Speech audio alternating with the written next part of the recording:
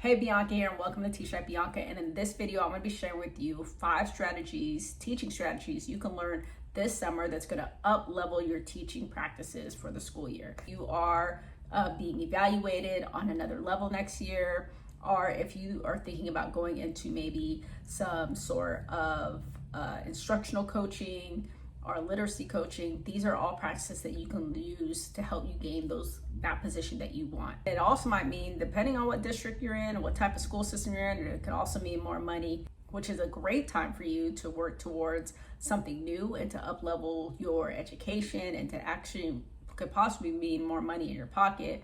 Make sure that you're getting clock hours for it as well. I'm going to be coming out with a workshop in a few weeks for classroom management, preparing for back to school, talking about procedures and routines. If you're interested in something like that, go ahead and go to the link below to sign up to be on the waiting list. I also have a Chat GPT course just for teachers coming out as well, a mini course.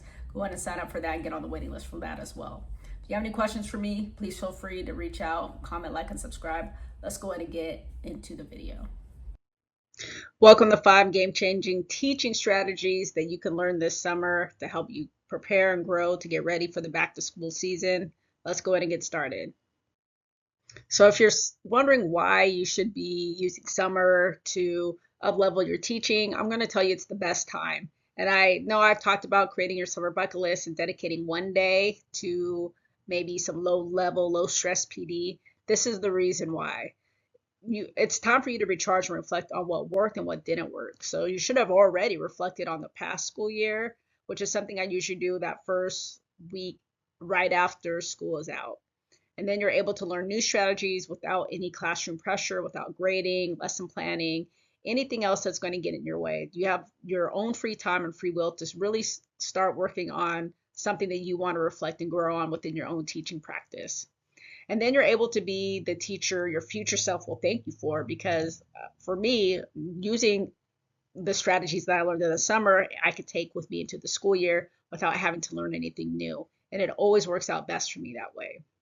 So, and you want to make sure that you can use this time to lead and reflect, but use this time to really just lead others by example. So when people ask you, when did you do this? Did you do that? Say, I use my summer to up level my own teaching practices. And it's really going to go without notice too. So the first one I want to talk about is retrieval practice. And retrieval practice is a brain-based strategy where students recall what they learned without using notes. So they're going based off of memory only. Why it works so well, it strengthens memory. It also helps students improve long-term retention. It really improves long-term retention when practicing for students for test taking or for their own practices when they're able to recall this information. How you want to try it in your classroom is by using brain dumps, low stake quizzes, or even just through exit tickets where they are learning something earlier in the day in the classroom, and they're able to practice it later in the day in the classroom or at the end of a lesson. Something quick and something that they could practice while they are away, and then they can come back in the morning and do an entry task for that same concept to see if they already had that retrieval practice practiced already. The next one is culturally responsive teaching. And I know you heard this before, but we really want to be able to look at our classroom and know that we are celebrating and incorporating student cultures into everyday lessons. We want to make sure they're having buy-in and they feel comfortable in that classroom. And if they have a problem, that they could reach out to you and make sure that you understand what barriers that they might have in the classroom. One of the reasons why it works is it just builds trust. You want students to be able to talk to you, and you want to be able to be comfortable enough to talk to them too. It also builds and increases engagement and equity within the classroom. Like I said, you can find out what's going on at home. Then you can find out what barriers are hindering their success in the classroom, as well as something that you know that you can't fix while you're in the classroom, because you can only take care of things that's happening within your own classroom. One way that you could try it out is try to use just very simple, use diverse texts, but you have to also understand those texts as well. If you don't look like the students that you're teaching and you want to teach a text that looks like them, you want to make sure that you are understanding what things mean within that text, and you're able to relay that message in a comfortable way so your students can understand you and you can understand them when discussing that text. Also, try to invite more student stories and lived experiences because they probably are going through things that you wouldn't even think about that they're going through at home, and they're still making it to school every day. And having that sort of practice and comfortability within the classroom is really what culturally responsive teaching is all about. The next one is gradual release of responsibility. And I've been doing this for quite some time, and you've probably been practicing it as well. But I'm going to give you one little nugget that you may do in your classroom, you may not do in your classroom, but one little nugget of a strategy that I think is going to take it to the next level. So if you don't know what gradual release of responsibilities, it's basically the I do teacher, we do as a classroom, you do, the student does on their own. And why it works so well, it just helps build student independence in the classroom. They are going to feel comfortable to try it because they already practiced it twice before it got to their own way of doing the learning themselves, and it gives just a way of gives a new structure to learning in its entirety. One way to try it is the simple way of modeling at first, guide it together, then let them fly solo. But one way I think while you should have them fly solo is give them a chance to come up and show their work as an exemplar to the classroom.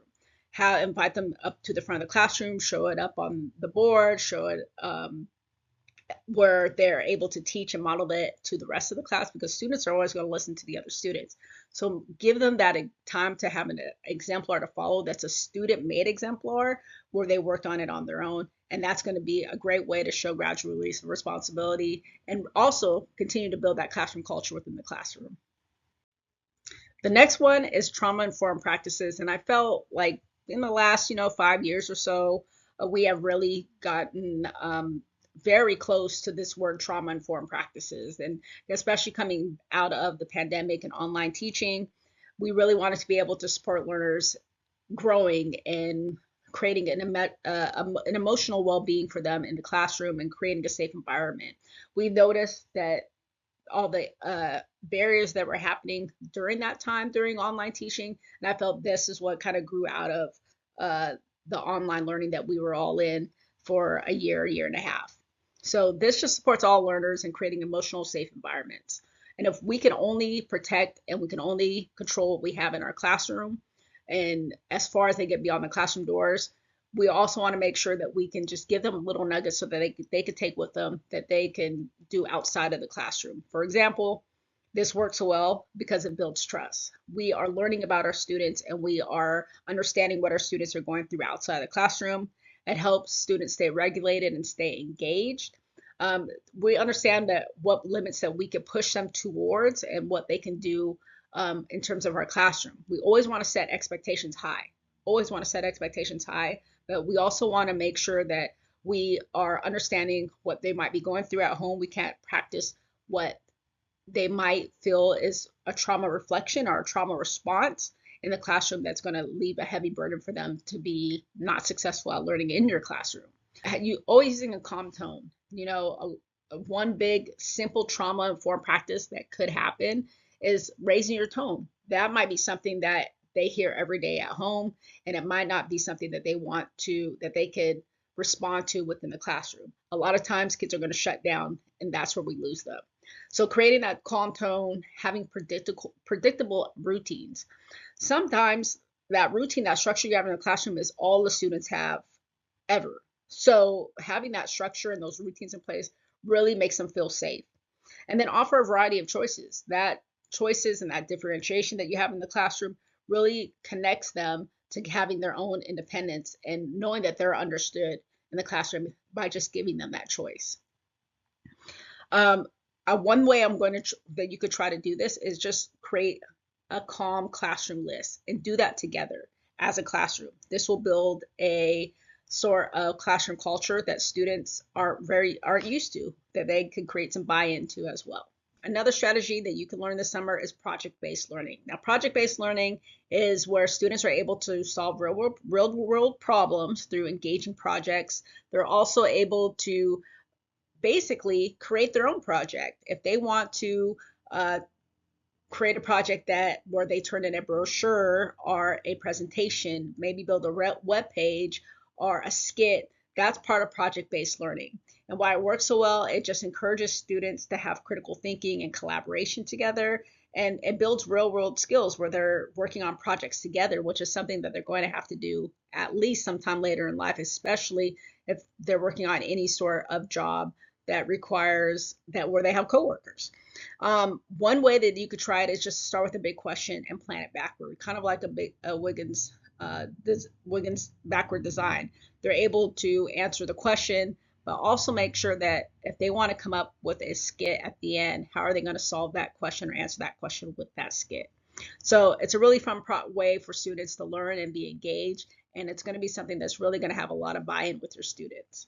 So what strategy do you think you'll try first? Pick just one. You don't have to pick them all. Take a little bit of time, learn about it, grow about it. I want to try to make a video on each one separately. If you're thinking about trying on some different classroom procedures and routines, make sure you sign up for my upcoming workshop that I'm going to be having in a few weeks. I have the link down below. And if you are thinking about trying to use Chat GPT in your classroom as well, that's another strategy I'm going to be talking about a little bit more in depth. Go ahead and sign up down below for and get on my waiting list for a mini course that I'm putting together just for teachers.